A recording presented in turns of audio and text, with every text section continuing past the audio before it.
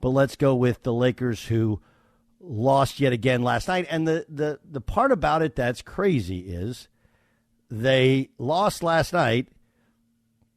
And when they lost last night, it was to a team who is a terrible road team, a team who wants to trade one of their star players, right? And a team that isn't particularly good, not just on the road. They're just that's a team that has kind of packed it in and getting ready for next year. So there's a lot to get to with it. Let's start with the quote, which everyone is talking about. Russell Westbrook did not come back in the game as the Lakers had the lead, gave up the lead, were trying to come back in the game. He was pulled out of the game. I think it was 7 minutes or so to go.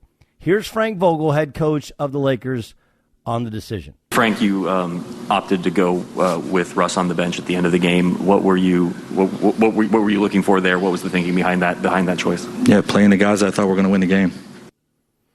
Playing the guys that I thought were going to win the game. I had flashbacks of Hoosiers, right?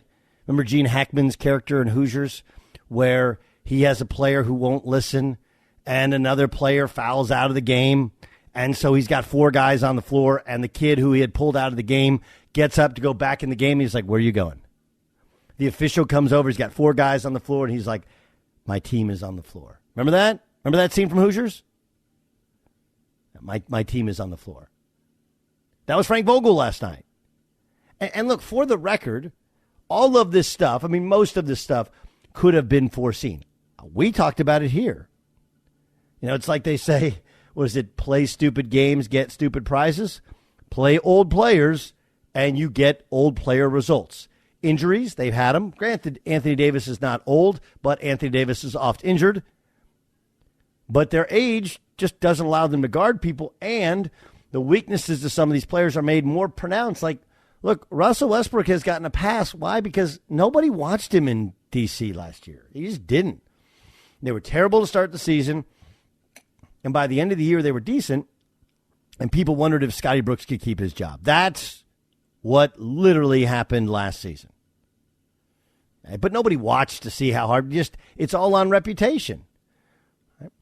I think people thought Russell Westbrook was a great finisher at the rim, again, based on reputation. He has, even the other night against Utah, great dunk. You're like, oh, man, Russell Westbrook's a vicious dunk. He's actually been a bad finisher throughout his career. Doesn't matter how athletic he is. He doesn't have a great touch around the basket. We've known he's not a good shooter. We've known he's turned the basketball over, but because of the triple-doubles, people thought he was a great passer. He's not. He just dominates the basketball. When you dominate the basketball in the NBA, guys are going to score. So there's so much to it more than just what your perception of Russell Westbrook is, right? But, man, okay, so here was LeBron James after the game when he was asked about Russell. How was Russ after the game? Is that the sort of thing that bothers him? Have you followed Russ throughout his career? Not as closely as you have, probably. Okay. Have you followed Russ throughout this season? Yeah. Would you think that would bother Russ not being in the late game? I would imagine.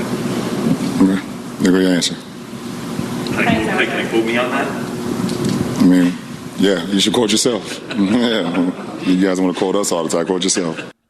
I actually thought that's a great answer. At first, LeBron's like, I don't want to answer questions for somebody else. I think that's honestly totally fair.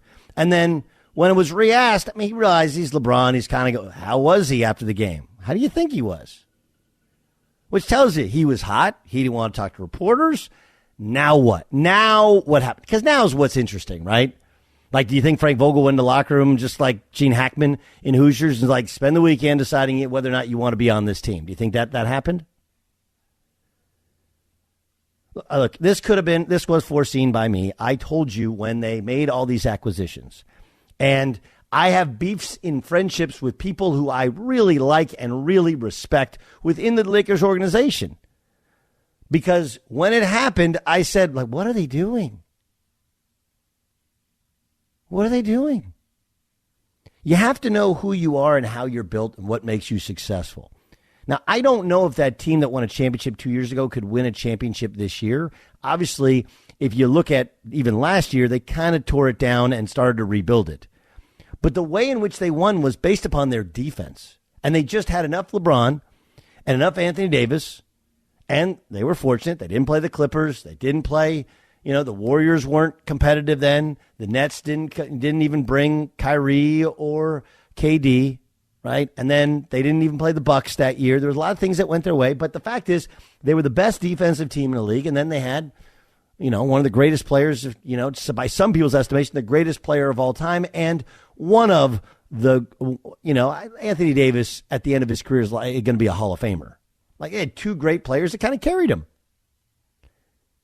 But the construct of this team changed dramatically when they got older players and when they got more offensive minded. In their effort to get somebody else who would create a shot, they failed to realize who they were and what they were about. Right? I've never been a Contavious Caldwell-Pope guy per se, but he knew his role, he defended, he made shots, and that was it. He's gone. And then Alex Caruso, if he starts, he comes off the bench, it doesn't matter. Everybody likes him. It's not just he's a fan favorite, he's a team favorite, so guys play harder around him. He's an unbelievable defender. He's a good passer. He's not a great shooter or scorer, but he's that glue guy that you need. They lost their glue guys. And instead, they brought in a star in Russell Westbrook, who's hard to coach, getting worse. It has gotten a pass for a long time. Got a pass in Oklahoma City. No one was ever critical of him when he's in Oklahoma City because he averaged triple-double. When he left Houston, people weren't really critical of him because, James Harden was the guy who didn't show up, was always late, didn't play defense.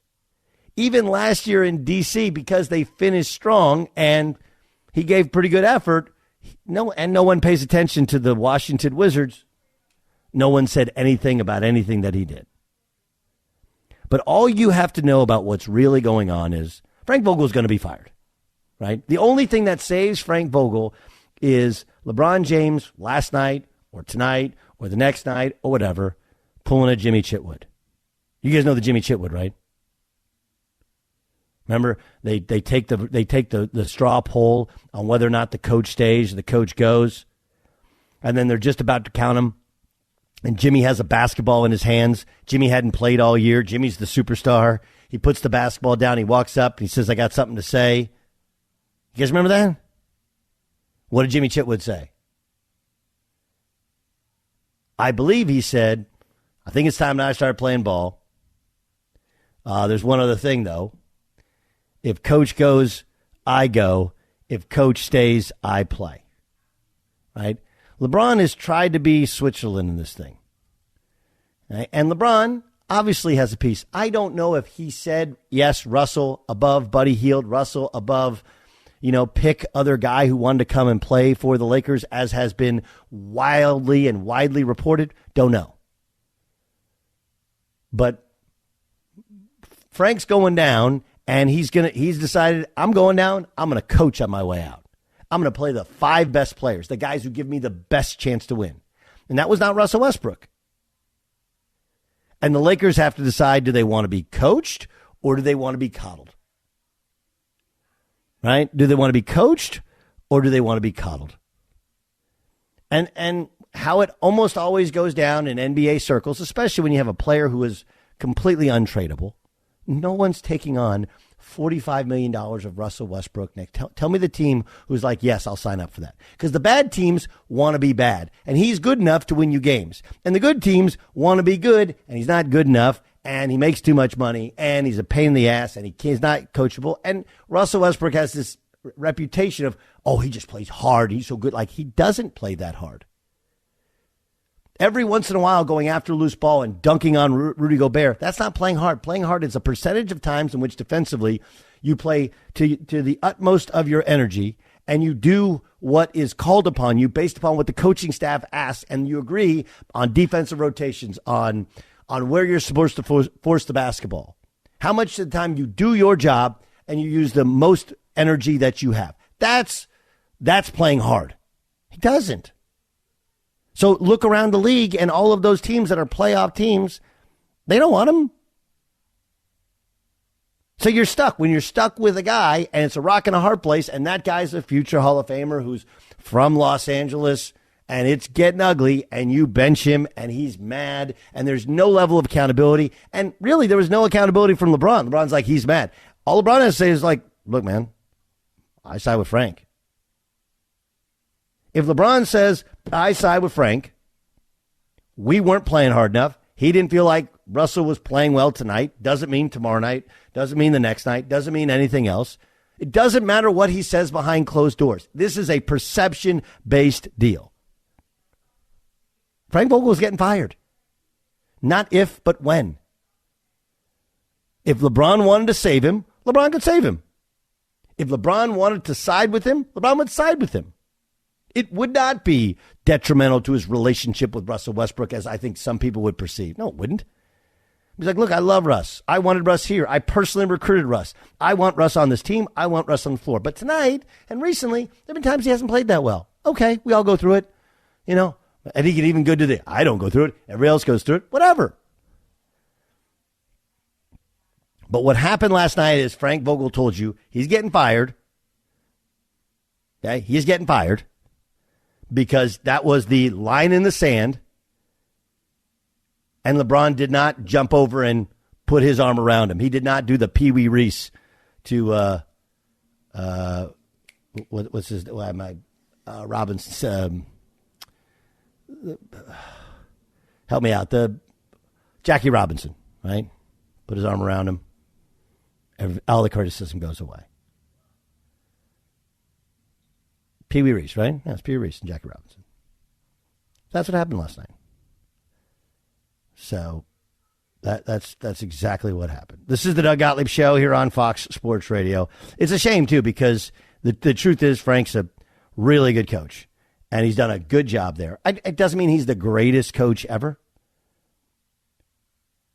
but feels like Frank's gone, and it's a matter of time, and he's not taking Russell down with him. He's going to try and coach. And we see where LeBron and his loyalties lie.